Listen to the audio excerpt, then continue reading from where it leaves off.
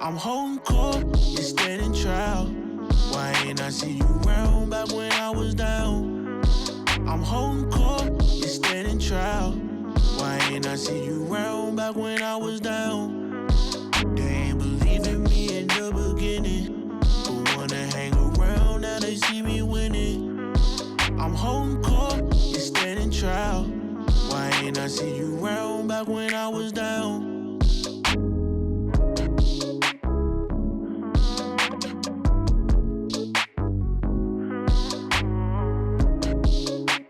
Yo, it's your boy Big Court from the Holding Court Podcast. Today's episode is sponsored by the ice cream man himself, Master P, Master Crunch Cereal. This is the Honey Nut Toasted Oats, available in all grocery stores. So go to your local grocery store and pick this up. And this is a cool collectible box, you know what I'm saying? So yeah, this is pretty dope. Master Crunch Cereal. Go pick yours up. Salute.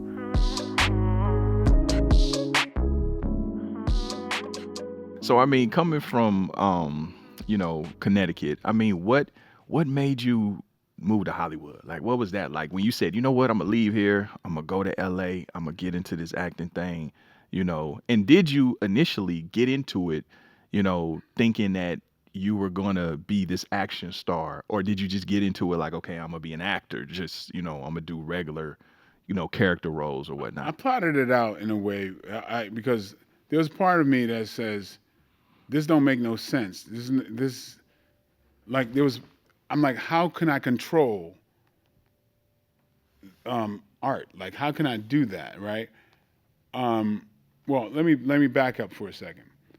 When I realized I needed to do this, I was a school teacher.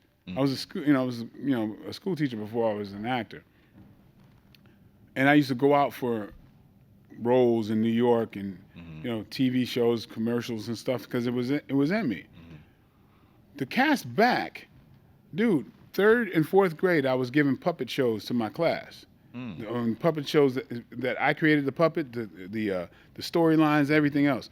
When I was 10 years old, my Christmas present was a 8mm projector, and I would do my own films and edit when nobody ever taught me how to do that. That's cutting film. Yeah, basically, I was doing that just on my own, right?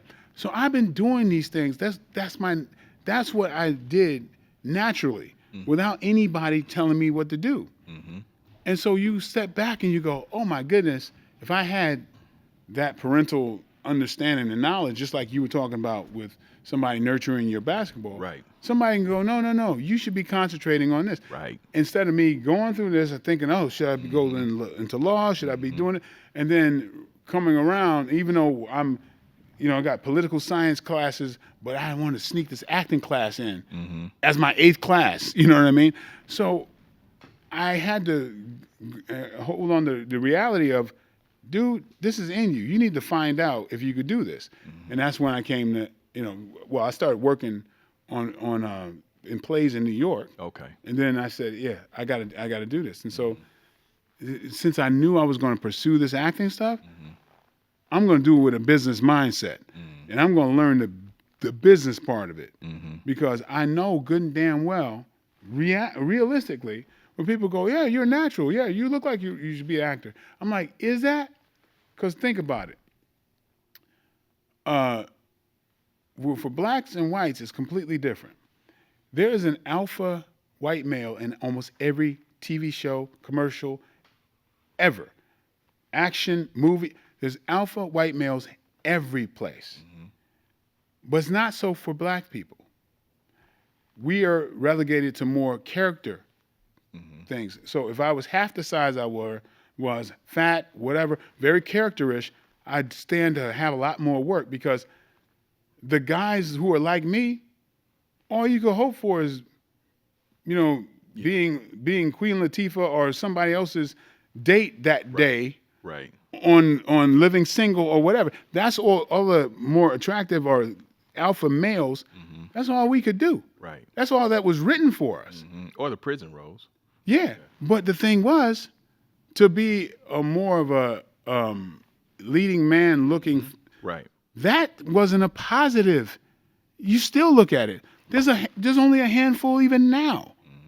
You know what I mean? But that's the thing. Like, I can name so many guys who, like say, well, so that's one of the things. Like, remember in the '70s, it was on an equal playing field.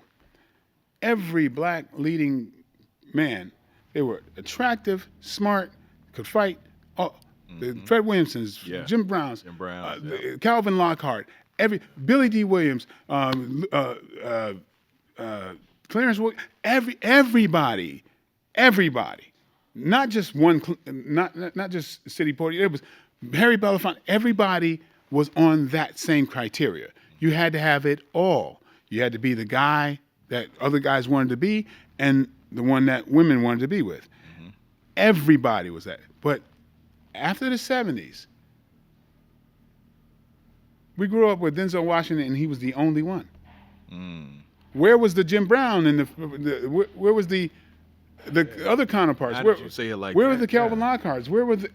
No, it was none of it. Was Damn, none it of was that. just Denzel. Think about it. Denzel. I'm trying to think of some. Denzel and who the hell else? Wesley Snipes. Okay, do you think that's a good comparison? So, what you mean in terms of alpha lead? Okay, when we run down the '70s, right? Where all of those alpha males. Yeah, compared to two. Yeah. I mean, all of those alpha males. It's a vast right? disparity. Where you go, and I don't want to say anything negative, but let me put. If I start lining up, Robert Hooks was a bad motherfucker. Oh yeah, Trouble Man. Right. Yeah, it's one of my favorite movies. Let's start naming all those guys, right? And then stick Denzel right in the middle of all of them. Right.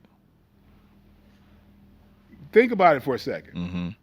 Denzel becomes a little bit more normal. You think so? In comparison to those cats? I think it's a different. When I say a little more normal, stick him right in the middle of that. Stick Wesley in the middle of that. Oh, I see what you're saying. Being that in the next generation, it was just him standing alone. Right, but is that what you mean? Because see what it is that like Denzel has several qualities to him. Yeah. There's like, I hate to say it like this, but there was a whole different kind of criteria. They were, when I say alpha, when I line up those cats, the Fred Williamsons. Yeah. You don't go Fred Williamson then Jim Brown. You just don't. Right. You just don't. Denzel becomes more of a Sidney Poitier in comparison. I got you. I got right? you. So You know what I mean? kind of beta compared to them. But I argue that Denzel was our Sidney Poitier. Yeah. See what I'm saying? Yeah. And so when you line up all of those guys with Sidney Poitier, you see how Sidney Poitier is a bit different. Yeah, for sure. There you go. Yeah. And so, it hasn't been that way in a very long time. And then you can even look at the women, the Tamara Dobsons and Diane Carrolls and of course Pam Grier. And, you know what I mean? Where's that now? Right. Yeah, it's a good question. Yeah. So to say that that's the heyday was in the '70s it's like you go, wow, that is a trip, because we have not been in charge of our image. Right. So you set out to somewhat balance the scales. The fact is, if they were doing the Michael Jai White story, they would cast somebody else if they could. With Michael Jai White right here. Yeah. I mean, I responded. Yeah. This is for real. There was a TV series that was getting put together, and the writers, whatever, they said a Michael Jai White type. This was in the description, and I'm like, I'm a Michael Jai White type. Right. Like I'm still living. Like right. I responded to it. It's a new series, and it was going to be like a thing that was like a kind of like a new. They described it as like a new Miami Vice-ish type of thing. Okay. Yeah. A Michael Jai White type. I show up and I see actors going, and they're like, they describe you. Why are we here? And I'm like, hey man, I go out for this thing, and Don't tell me you didn't get it. no, I didn't get it. How you not gonna get it? When Michael Jai No, White I didn't get it. That's too close. Because It's too close. right. yeah. We wanted the type. We Yeah, didn't say we wanted him. Yeah, but then when it comes down to it, they'd rather have somebody that was a little bit less threatening. Yeah. And at the time, well, and I guess I could say this, we're all good. Bill Bellamy was more of a Michael Jai White type. Then Michael Jai White, huh? Yeah. How so? Ultimate, because, they can go, okay, well, it's got to be this balance between these two people. Mm-hmm. And where if you go, oh, well, you're a 70-year-old white man, do you feel more comfortable with me or Bill Bellamy? I see. You know what I mean? Yeah. Even though, maybe somebody has an irrational fear that I'm going to do something or whatever, Really? I'm uncontainable, but it's still very real. There is for those who are insecure, there is a threat that, that they can perceive, that they can imagine and go, no. I'm much more comfortable in the room with this person. And not saying, anything disparaging against Bill, but this is a reality. Right. I have been pulled in by studio heads to help them find the white me. That literally happened. Wow. Several times. Oh, you understand the martial arts or whatever? We really need somebody. Wow. Who because I know the martial arts, and they want a guy that can act, but not me, Not a white you. guy. So I was very instrumental in a lot of things that Scott Adkins got, Yeah. because I'm going. He's dope. And I go, wow, y'all are in my face going, not you because you're black. Right. Even you're saying you want a white me, and it's gotten to a point that they can say that above board and think there's nothing wrong. Nothing wrong with it. Yeah. Because a lot of people who have prejudice, they don't know. Right. They just think, oh, well, this is business. Of course, you understand. Yeah, they don't understand the This is a worldwide implicit- business here, and we can't have our lead be a black guy. Yeah. Yeah. And so I'm like, instead of being pissed off, I go, thank you for the information that I have to now navigate around. Mm-hmm. And because there's other people who think like you too, Right. and so I get it. Mm-hmm. So that's the truth of the matter. There's been roles that I've been replaced by because the lead found that they wanted to cast me, and they're like, no, I'm not doing it with him. Really?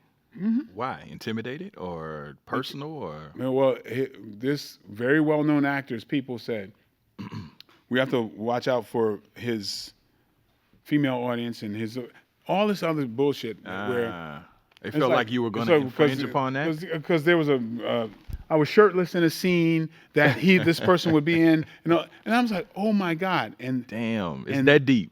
And the director was fighting with him about it. Really, it's that deep. And the director is a icon, and still lost his fight to what the studio wanted because of this. It is a trip, and I'm like, oh my God, really? So basically, they thought you were going to steal his female audience. It's ridiculous because I'm not the lead in it, and it's just.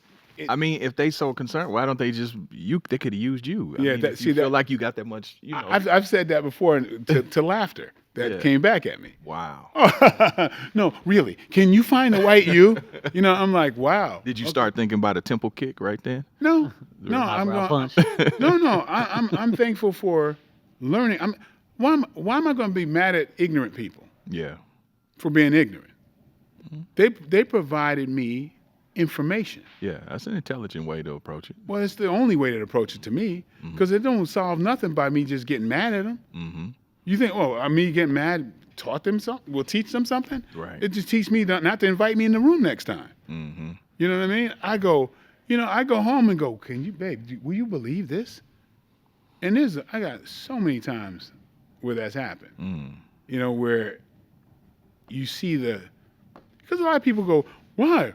Well, I mean, good and damn well, a lot of people go out, say this, and it always follows me, why isn't he much bigger? Right. Why isn't he? Right. And for one, I'm never going to lower who I am for something. I don't get along and you get patted on the head being something less than I am. Right. For some kind of a gain, because there is no gain. So I mean, because your lane isn't crowded. I mean, it's really just you and Wesley. Really, I mean, when you think about it, am I right in that? Yeah, it's funny that we're considered in a lane, even though we're both dramatic actors, right? Who has done some martial arts, right? Who can do action? Yeah, who can officially do martial arts? Yeah. But like how you have Van Damme, you had Chuck Norris, you had, like you said, Scott Adkins, you have all these others. But I mean, in terms of African Americans, is really just in this day and age, and probably since the 80s, the 90s, it's been just you and Wesley. I mean, who else can we go to? Yeah, it's kind of funny how we get connected with that, and especially with Wesley when he's done all these amazing movies. The White Man Can't Jump, right. Wildcat, all these different movies. And then when he does a martial art thing, he gets defined by that, almost like that alone. Right. And so if he can get defined like that, of course I get defined like that as well, even though you do a diversity of roles. Right. And really, when you think about it, when's the last time Wesley did a martial art movie? Probably Blade. Really? You know what I mean? It's like, how long ago was that? Yeah, for sure. So what about all the work up until, since then? So it's interesting because it's like there's a pigeonholing thing. Yeah. Saying, you're this now. Right. And because it makes people, I guess it's easier for people to just categorize you. Right. But you as a martial artist, though, wouldn't you rather it be you opposed to another actor that really can't do what you do, but he can act like he can do it? But the thing is, the martial arts stuff is a third of what I've done. It's a third. Right. So it's like, I wish blessings upon anybody. I'm blessed to be able to do my own stuff now. Right. So that's really my focus. I'm not bitter about not being given big role, because I'd be surprised if they were that on point and sharp about it, because hell, I mean, I know what I am, and I know, well, if you're anybody choosing me in that arena is a smart ass choice, right? And I'm going to be a lot better than they think. Right. They probably, so many people are ill-equipped of understanding the culture, understanding even action movies. And that's why I've been directing, because I've been absolutely shocked at how clueless people in power have been. I'm surprised when they get it right, to be honest with you. I'm like, oh my God, somebody, like just like in the same way when I saw, Minister of Society. Right. I go, how did some executive not fuck that up? When the chances are somebody's going to put their mark on it who knows nothing about the culture. Right. Well, let me ask you something. Because I have a show that I'm developing, or I have developed. What do you think about the whole thing of white writers writing for black actors? Do you think that's a thing, or do you think that anybody is capable of writing a story? One thing I can't stand is, writing for black actors. There's a yes and a no about that. First of all, writing for human beings is what you should be doing. Okay. Here's where the delineation is. Are you talking about a story that occurs in the hood with only black people? Well, yes, a black person needs to write about that. That's more white. That's writing like the black experience. I think it's a difference, right? But if we're talking about a story about a family that's trying to whatever, and it's like, no, that could be anybody. No, I mean if it's specifically about human beings. No, I mean specifically I'm glad he said that. Specifically the black experience. Well, I'm not saying that there's this is the first time I'm really Yeah, we met around around you. But as short as the time is that I spent with him, if he told me he wrote something that was from the hood, I'd go, okay. Right. He is. You know what I'm saying? Yeah. I don't know his background, but I go, that guy could write it. Yeah. He happens to be white, but not really. Right. You know what I'm saying? Right. But Biff, I don't think so. Right. You know what I mean? So it's he called him Biff. Yeah. But see, that's all I'm saying is that, just like I could, a black man could write from some kind of aristocratic thing. Exactly. You just have to know the world. Yes. So you can go, can a white writer write for a black, inner city hood? Yes, of course he can if he knows the world. I agree. Yeah. So it's the generalizations is what gets you in the trouble. Yeah, I think the important part though for for that white writer is to not take on that role and to invite the opportunity to have someone else. Because I've been that token white dude before for people. And but bro, if you are the best for this, you should, and you know the culture. I think we do a disservice by just putting up somebody black just because they're black. They should be if they happen to be black and the qualified. best for that particular thing. Yeah. Because let me tell you something. When somebody, like say, I'll just do this, like martial arts, right? You think martial arts are the best to write martial art movies? No. No. Right. They're in a box, right? You've seen Belly, right? That's people writing it from the culture. What the fuck are they talking about? You know what I mean? It looks nice or whatever, but it's like, yo, what's up, man? Yo, straight up and down, man. No homo, man. Word to mama. That's some good coffee. And the dialogue is not there. And it's like, come on. And so if you're gonna do the translation, that's some good coffee. That's the only word that was really said. Right. But that's the problem. Somebody could be so inside that, it's like, did you just make this for the hood only? Right. You know what I mean? So there's all kinds of different things. Yeah. You just got to be the best. You have to have the best alchemy for whatever the thing is. Agree. I think that you could still, though, especially, Court and I talk about this all the time, but I think that you could still invite that into the room where it's like, well, let me still bring in. I'll give you a perfect example. At the Machinima era, when you came in over there, they wanted to do rap battles. They were obsessed with these epic rap battles. There's a YouTube series, had millions of people watching it, right? And so they had money and they were throwing it at this rap battle thing. And they came to me. They're like, you're gonna write it. You're gonna do this and that, because they know I come from the music culture. That's where I met Court, 20 years ago. My whole thing was like, I'm sitting in a room. And everybody in that room. Oh, sorry. Yeah. What was that? I realized something. I have to get a COVID test today. Oh shit. Yeah.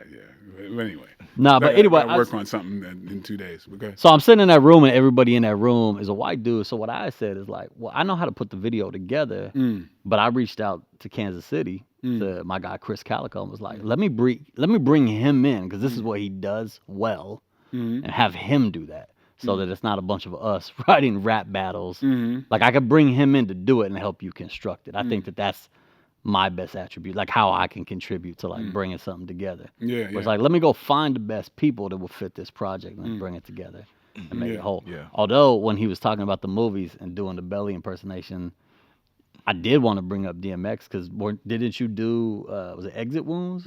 You did that with him, right? Like, what was that like working with Oh man, it was cool, man. DMX, he is a general.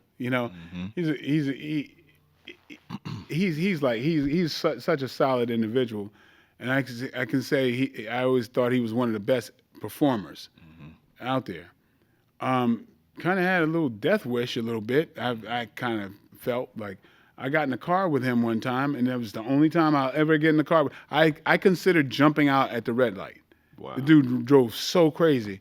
I was always amazed whenever he'd come to town and we'd get together and we talk, but we would talk and we have a good maybe close to an hour conversation. you know, he come to the same hotel a lot of time. He have his people with him. But it was a certain time where the guy who brings him his drinks and, you know, rolls stuff up, I'm like, I'm gonna let y'all do that, and I'm gonna step. And he understood because that's what it was. But it's because I never, you know, I'm not a part of that world, and I don't want to make anybody feel uncomfortable. Right. But yeah, we would have a great dialogue, and just I'd be around the rap world. I knew a lot of people, and I think there's a certain respect thing, and I think it's because it's martial arts. I don't know. Sometimes I feel like, you know, like with D, like he was like, man, one day, man, I want to straighten up my diet. Would you help me? I'm like, yeah, I'm there for you, man. When you really decide, these are the components, man. So when you really deep down, we have to surround you. Yeah, with the right people. With, you know, how to do it. But that's what I've been to a lot of people, and I respect that they give me that kind of respect. But you know, there was a budding friendship there that we always kind of had, but we did understand that it was like, okay, he had a certain window of that, and then he's doing his thing, and I'm, you know, I wish him well, but I got, you know. Yeah. And you also, now that I think about it, you did Batman with Heath Ledger as well. Yeah, what was it like working with him as well? Wonderful, man. That guy was so fun. I sometimes, you know, like somebody's got a big name, I'm not going to press them. I'm like, let them do their thing. And then to a point where I'm almost rude because, you know, I'm being standoffish and they're trying to bond. And it's like, and I realized with Heath, he was just that way. You know, he you know, I'm like, he initiate conversation. We both found that we liked magic. I was always doing all, and he, you know, we was trading magic tricks and stuff. Yeah. But he was real cool, real like no ego whatsoever, just down to earth. Did you see any signs of maybe, you know, him in some type of No. mental, emotional See, that's the thing. That there's a narrative that people attribute to that, and it was none of that. See, the thing is, the reality of the situation, he died on the next movie, not the Dark Knight at all. Imaginarium. Yeah. You know, so that's months and months.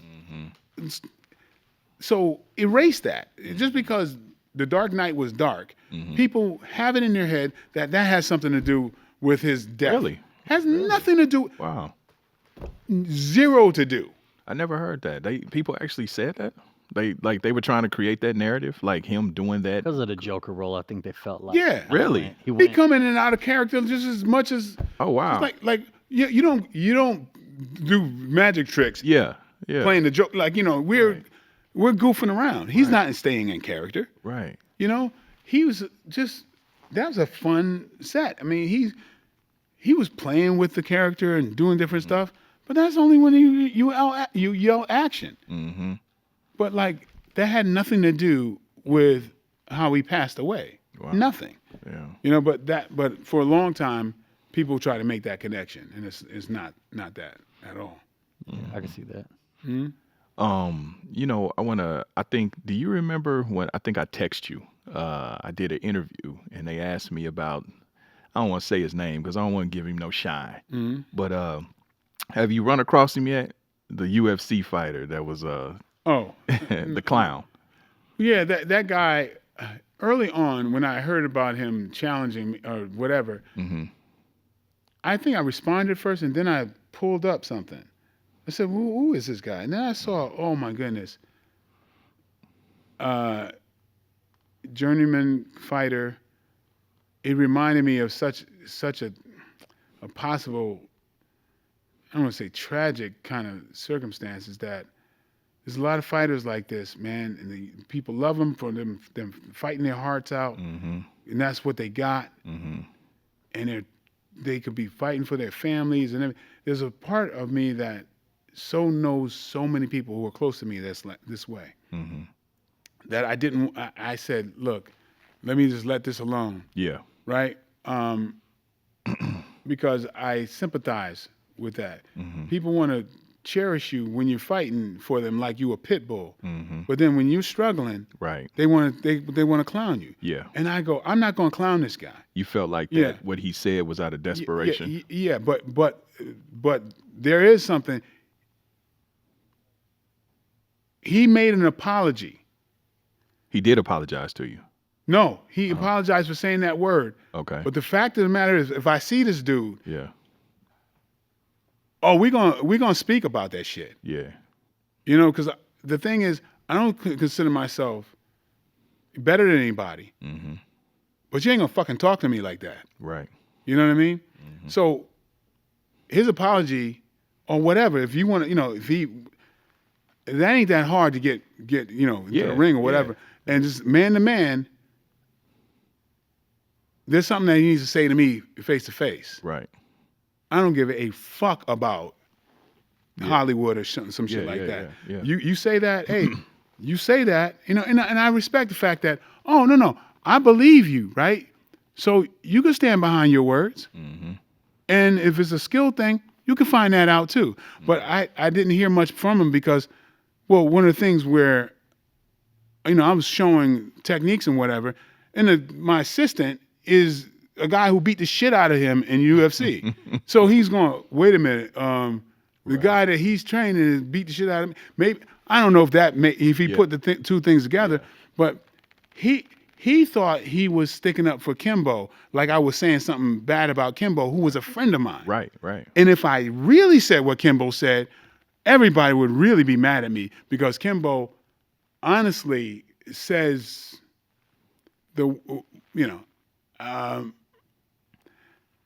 I would never talk about how Kimbo really looked at me, right? Look toward me, right?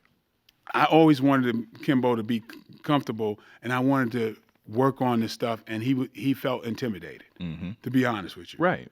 And I mean, it makes sense. Yeah, but like, for this fucking dude to think that I'm trying to talk shit about Kimbo. Yeah. And like, you know, this is out of love. You're right.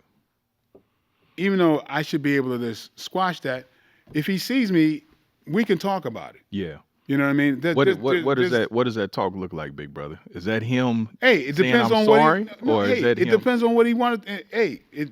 Whatever he want to do, however he wanted to be. It's like, okay, you said these words. That apology wasn't to me directly. That's an apology for saying that word. I don't know. He says he's not going to use the word again.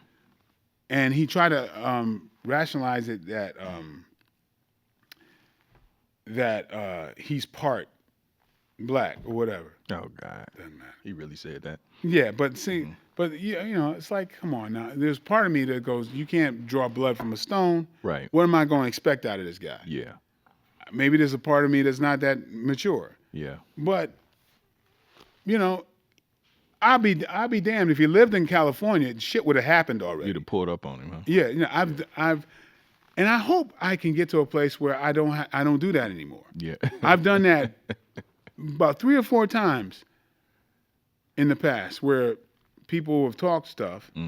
Somebody who said that there was a fight or whatever outside of the Atlanta area. And I show up because I think I'm just a regular person. I don't care about that. I show up. Yeah. And I'm like, okay, and they don't want this is your place, whatever. And it's like, I'm expecting you got your best fight. You're at your place. Yeah. So let's do it because, again, I'll be the first one to go, man, I misjudged you. You're a lot better than I thought you was. You know? Yeah. I'll be happy to do that. Happy to do it. Just like I said publicly, if John Jones knocks my tooth out, I'm gonna cheer it. You're right. You know, so, but that didn't happen. The fact is, so I have gone to, okay, yeah, you're outside Atlanta, your place. That's not a strange place for me to go. Yeah. So when I went there, nobody wanted to smoke. Well, you know. Michael Jai White just runs the face. No, but, right. But I swear it's not like, oh, you're going to be intimidated. I swear I'm thinking, all right, here. You want it. Yeah, because, on it. And so I'm not going to sue you. You know, this is your place. Yeah. I traversed this territory and I came to you. Yeah, fact is, I'm here to do a job. I can get lumped up and have to explain this black eye or whatever on set. But I'm willing to try. You do. Yeah, that's okay. But and then it's a man-to-man thing. We could end up friends after this. Right. As far as I'm concerned, because I think we're from the same tribe. Yeah. You should be looking forward to this. Yeah. Or look forward to this victory. Yeah. And that's the same thing that I would put on my man. It's like, okay, you say I got nothing to whatever. The funny thing is, man, I used to want to be a boxer as well when I was growing up. And my dream was to fight Mike Tyson. You know what I mean? Even now, I'd fight Mike Tyson. I know you said the same thing. I would fight Mike Tyson for free. You know what I mean? Just to say I had the experience. I mean, me personally. To me, of course you would. To me, it would be an honor to get knocked out by Mike Tyson. Right? I promise. Like, I wake up and they be like, boy, Mike slept your right? And I'll be like, damn, for real? Right. Like, did you get a picture? Yeah, but I don't know why people don't understand that. It would be an honor. There's, at the very worst, it's still fun. It's still fun. It's still an honor. Yeah, but you don't, other people, non-warrior class, don't get that. It's like, Yeah.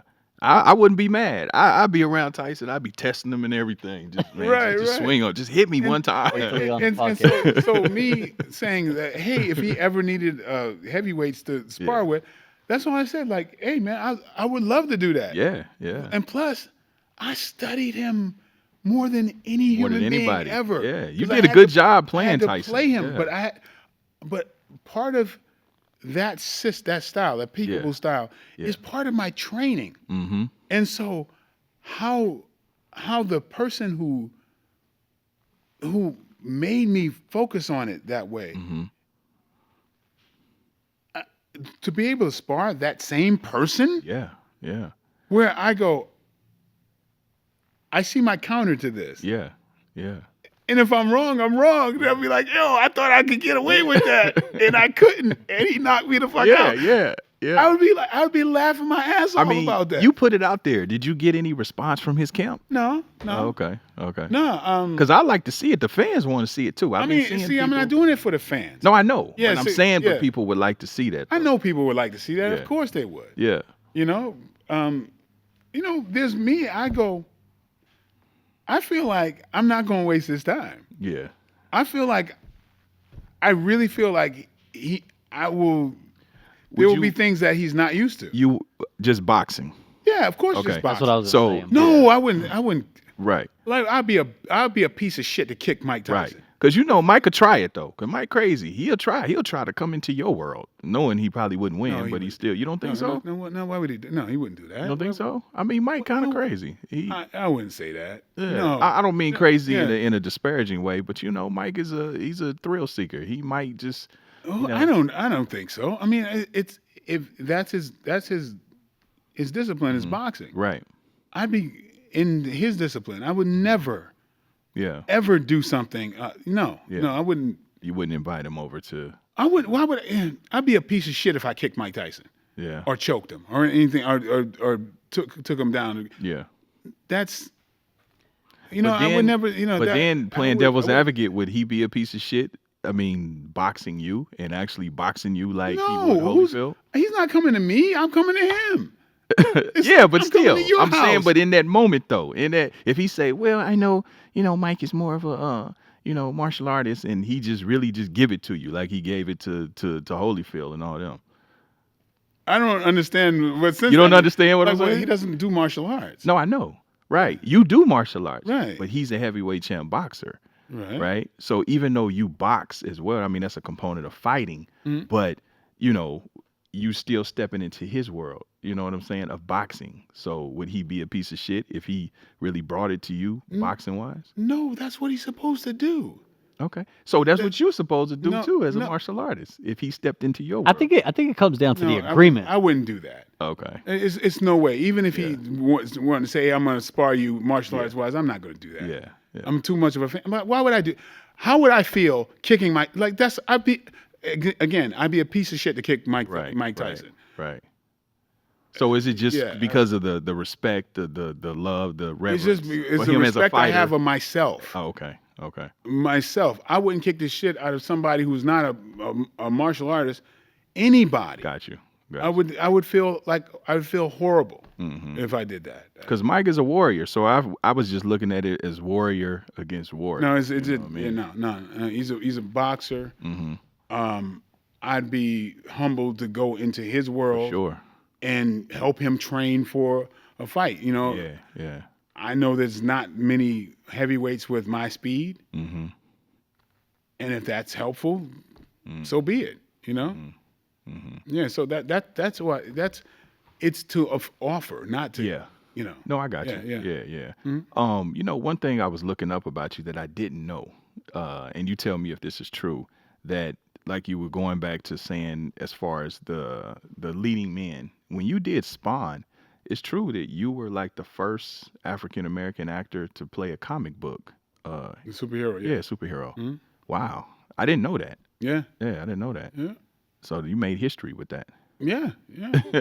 I'm happy about it. But, Yeah. Hey, I just want to give you your flowers while you're here Yes, and sir. just make that a thing. You know, I never knew that. Yeah. Is there, because I know Spawn was a big franchise, is there a part 2 for that they're planning? They've been talking about a part 2 for 22, 23 years. Oh, shit. You know, Okay. I don't know. If they came I've- to you, would you want to do it again? I'd have to do it out of respect for the fan base. But I believe that the last couple of years they've been talking about Jamie Foxx doing that. Right. I see he's gearing up for Mike's movie too. Yeah, I hear. What do you think about Jamie playing Mike? He's one of the most talented actors out there. Right. He knocked out Ray. Yeah. Yeah. What do you think of in terms of the physicality part though? I think that's I would wish him the best I would think he'd have to gain quite a bit, and Yeah. you know, I hope he does it healthily. Right. You know, because Jamie's around our age or whatever. Yeah. Closer to my age. Yeah. That's an undertaking. Right. You know, right. so that I'd be concerned about him as far as got you. that's concerned. Yeah. You know, another thing that I wanted to get your opinion on too, just like with the political climate, the social climate, I should say, with the whole George Floyd thing going on. I mean, what do you think about the whole like defunding the police? What do you think about the relationship between, police and, the African American community? And I'm sure you've had your run-ins I'm positive, with police, and whether that was negative or positive. Like, what are your thoughts on, how to rectify, the issues with policing? Well, I have a connection into the whole policing thing. I think a unique view of it. I was almost a cop. Okay. When I found out my second son was going to be born, and I was, kind of getting in this acting thing, I was going to stop playing and say, hey man, I got to get a job with benefits, and I was going to try to become the most exemplary police officer. And turns out I was called in to the supervisor's office where I had scored super high on this test, and found out that they said, well, look, we're supposed to discard you now. I'm like, why? And he said, because your IQ is too high. Wow.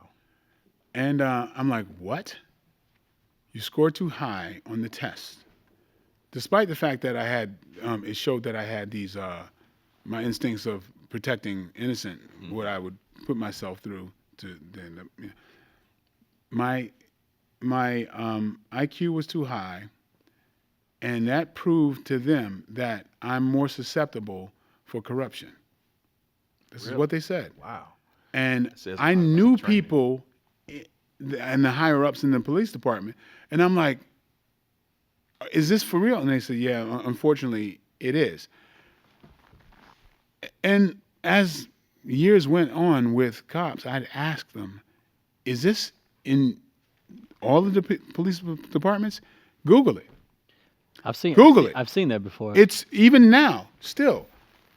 If your IQ is too high, you can't become a cop because you are not programmable. They say that you're not going to be challenged by the job.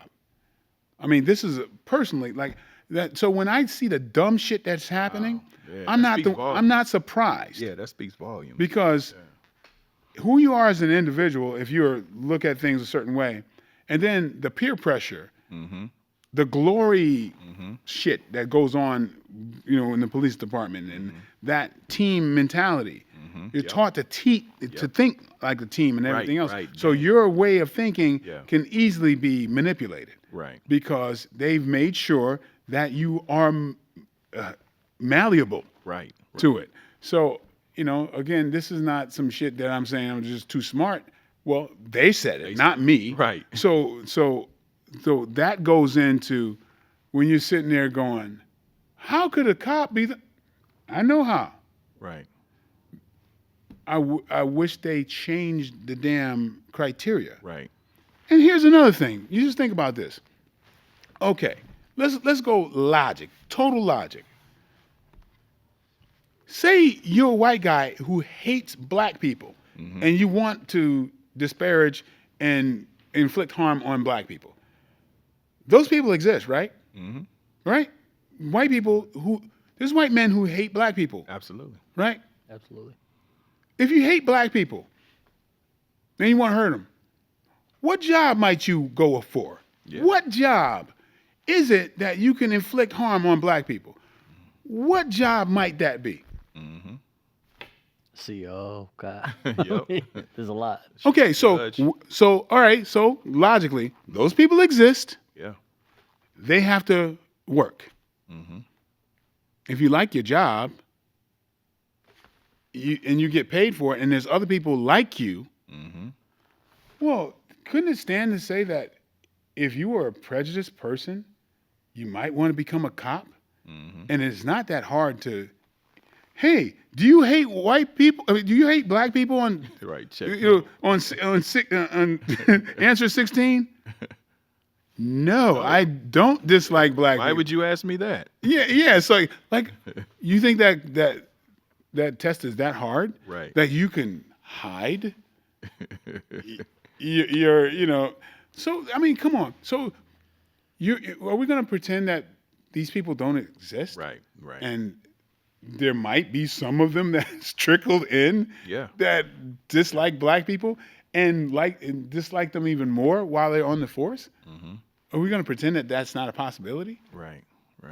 Yeah, because I can't think of a better job if I dislike black people than being a cop lording over black people. Yeah.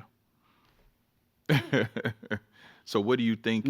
What do you think the fix, if there is one? Like, what do you think? Is it obviously it starts from the top? Yeah, first starting from open up this bullshit with having people who are so malleable that you can brainwash their thinking. Right. People who can think outside of the box. The public should know this. The public should know about the criteria which that it takes to become a police officer, and know that a lot of the public, they're a little clearer than a lot of the officers are. The way I look at it is you are being paid for this service, right? And I'm sorry, talking about but it's so dangerous, motherfucker. You get paid for it. Yeah, you signed up for it. Right. So I believe a cop shouldn't shoot until they shot upon. I agree. You know what I mean? That's what you get paid for. Exactly. I got to go home to my get another goddamn job then. I said I agree with you. 100%. Get another goddamn job. One because for this, you're supposed to be a hero. Exactly. I know it's rough. Yeah, for sure. You know what I mean? But let the people who are built for this do it then. Yeah. You know what I mean? Because you shooting somebody who's not a threat to you should not even be in your repertoire. Shouldn't even be in your mind. That's what I'm saying. Yeah, I said the same thing. Unless you got a gun trained up to you and they firing on you, or somebody is coming at you with a hatchet or something where it's imminent danger, all that other bullshit. No. Like, that's not what you're here to do. You signed up for this. Go squab it out. Say that? Go squab it out. Marines don't say, "Oh well, look, like come on now." So This whole criteria of being police officers, being able to understand, like multi-dimensional thinking, shouldn't be a detriment. Damn, that crazy. Should not be something that excludes you from being a cop. I never knew that. Yeah, so basically, to be a cop, you can't be too smart. Right. You can Google that today. Wow. And that's the situation. And of course, I would have never known that had I not. And this was like 1990, right, or whatever. When I was trying to be, and to be just shocked that that's the case. But yeah, fact is, I don't think anybody should be firing on somebody that's not presenting a threat or is not shooting back. I agree 100%. At all. Yeah. And a lot of cops don't know how to.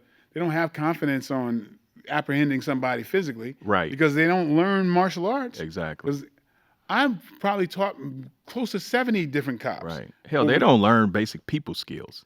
Sometimes it's just how you talk to people. And do you think that there's a possibility that some other insecure, like nerds wanting revenge? Do you not think that some of them got it? And I'm not saying all of them. I'm saying, do you think that some of them not getting? I got family in police. Like my brother's Secret Service, and there's not one cop who can't tell you that there's other cops with chips on their shoulders. Right. And that's amongst them. Right. How do you think they'll be when they're off in their own world in their own squad car? For sure. So yeah, there's a lot of that. It's part of the fabric. There's cool cops, and then there's a bunch of insecure. And we come from a world, fitness, martial arts, all that type of stuff. Look at all the cases there. Yeah. These are worlds that attract people who are insecure. Right. Right. Hopefully, they get some discipline along the way and get corrected from that. Yeah. Because insecurity a lot of the times that's the root of that's what drives you somewhere. Absolutely. Doesn't mean that you have to stay that way. Right. I was insecure getting into martial arts. Not so. People don't do their work. I'm not there now. Yeah. Yeah. So that's really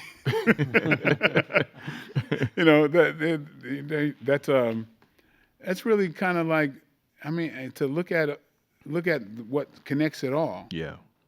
And with the policing thing, and of course, they learn to use excuses as well. Yeah. Yeah. Right. And a lot of that stuff is fear. Yeah. Yeah. Yeah, that's a word. Yeah. So man, I know you got to get up out of here, big brother. So man, tell us what you got coming up, like what you working on right now. Well, my wife and I have a movie coming out called Take Back. My wife is now the first African American female martial arts lead in a movie. Oh, that's dope. Shout out to Gillian, right? Yeah, Gillian. Yeah, shout out to Gillian. Yeah. So we have that movie that I'm in it with her, and congratulations. Myself, Gillian, and Mickey Rourke. Okay. And is that the one with Gary Owen?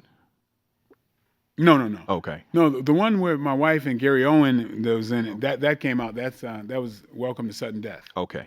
Yeah, but actually, my wife and I have been in 5 movies together. Oh, that's dope. Yeah, that's dope, man. Congratulations. Cool. Thanks. Yeah. But so I got 7 movies coming out. Okay. Yeah. All right. So are we gonna get another Black Dynamite? Yes.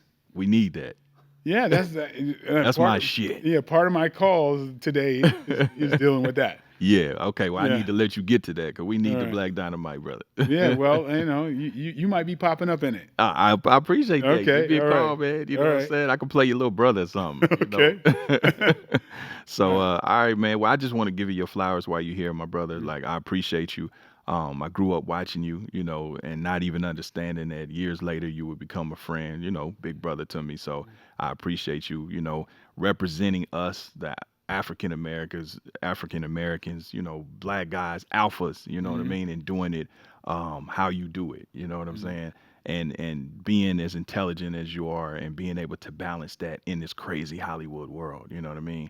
And always being true to who you are. Like I said, previous, I love the fact that you stand on your own. You know what I mean? I don't know you to be with no cliques or nothing like that out here. You've always just been you. And you've always been the same every time that I've seen you. You've been consistent. So, you know, that's what this show was about too, man. I just want to give you your flowers. And that's while why you're I'm still here, man, because I see all of those same attributes in you. And I appreciate that. That's why, you know, all you got to do is call me and I'm here. Yeah. And it's been 100, man. And I appreciate you. And and I'm a fan. Even though you're my friend, you know, you big brother, I'm still a fan. So keep doing what you're doing, man. Yes, you sir. know, because you're inspiring a lot of us. Well, thanks, man. I'm going to continue to do my best. I'm blessed to be able to do that. Yeah, for sure. All right, man. Appreciate you.